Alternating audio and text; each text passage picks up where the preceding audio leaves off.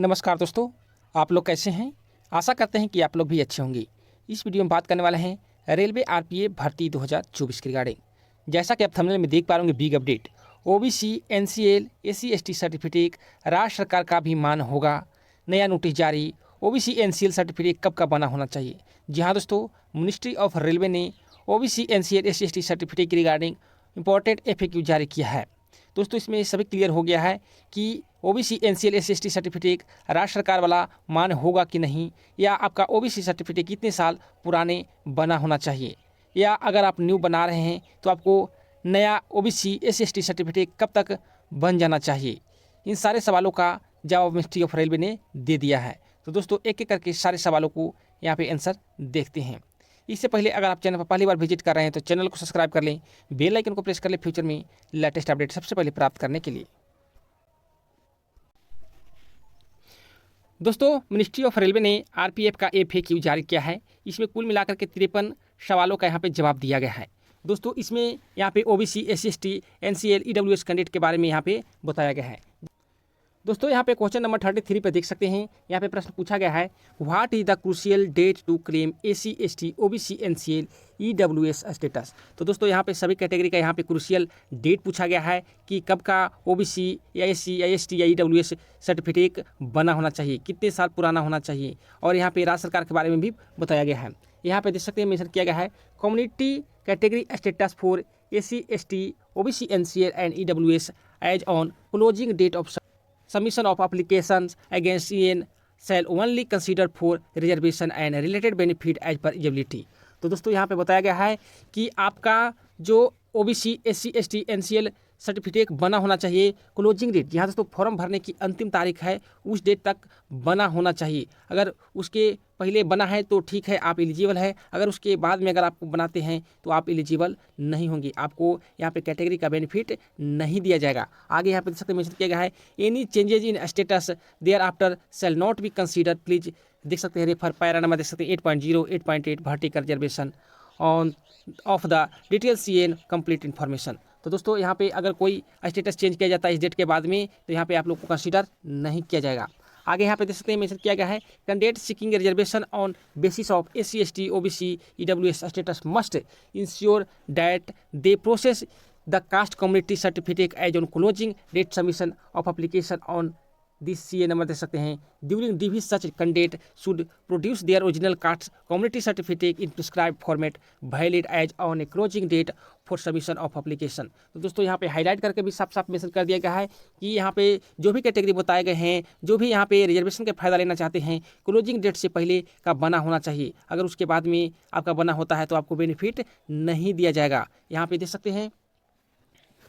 और दोस्तों ये जो आपका बना भी होना चाहिए, जो सेंट्रल गवर्नमेंट के प्रिस्क्राइब फॉर्मेट है उसी में बना होना चाहिए। तो दोस्तों यहाँ पे ये नहीं मेंशन किया गया है कि आपको कितने साल पुराना बना होना चाहिए। यानी दोस्तों अगर आपके पास में पिछले 2-3 साल से अगर 2020 के भी बना रखे हैं, 19 के भी बना रखे हैं, 22 के भी बना रखे हैं, तो आप उसके बेसिस पे उसका जो सीरियल नंबर है, सर्टिफिकेट नंबर है, उसके डाल करके फॉर्म अप्लाई कर सकते हैं। और दोस्तों जब आपको डॉक्यूमेंट वेरिफिकेशन होगा तो आप न्यू सबमिट कर सकते हैं। लेकिन दोस्तों कोई भी आपके पास में एक कैटेगरी सर्टिफिकेट अप्लाई डेट से पहले का बना होना चाहिए।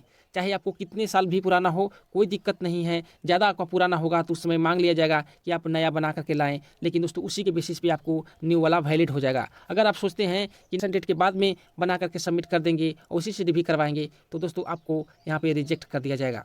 यानी दोस्तों इसी यहाँ पे एफएक्यू से साफ साफ जाहिर हो रहा है कि आपका ओबीसी, एनसीएल सर्टिफिकेट पिछले अगर 5 साल के भी बना हो तो कोई दिक्कत नहीं है, आप फॉर्म को अप्लाई कर सकते हैं, लेकिन डीवी के टाइम आपको न्यू सबमिट करना पड़ेगा।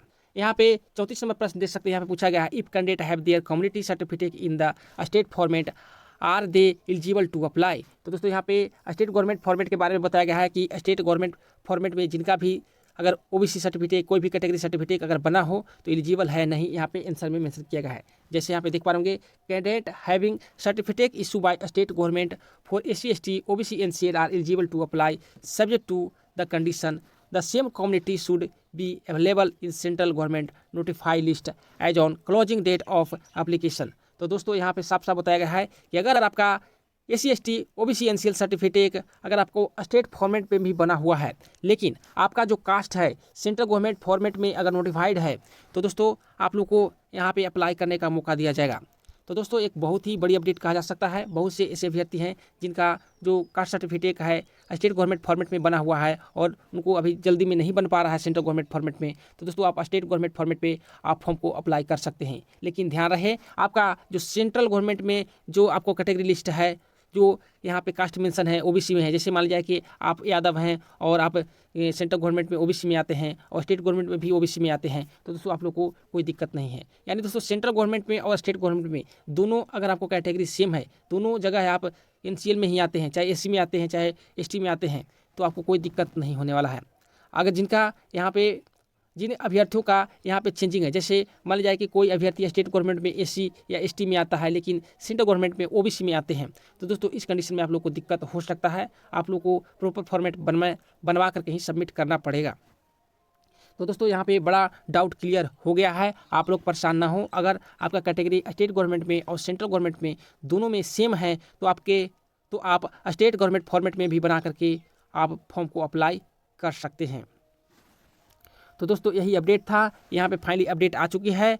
आपका OBC NCL certificate closing date का पहले का बना होना चाहिए। अगर कितने भी पुराना हो कोई दिक्कत नहीं है, आपको फाइनली डिवी के टाइम में आपको नया अपडेट मांग लिया जाएगा। और वही स्टेट गवर्नमेंट के बात में बता दी आप लोग को कि दोनों में अगर कैटेगरी सेम है तो आप फॉर्म को अप्लाई कर सकते हैं।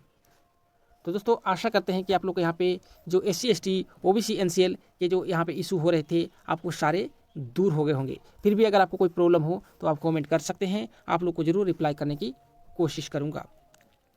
वीडियो देखने के लिए धन्यवाद।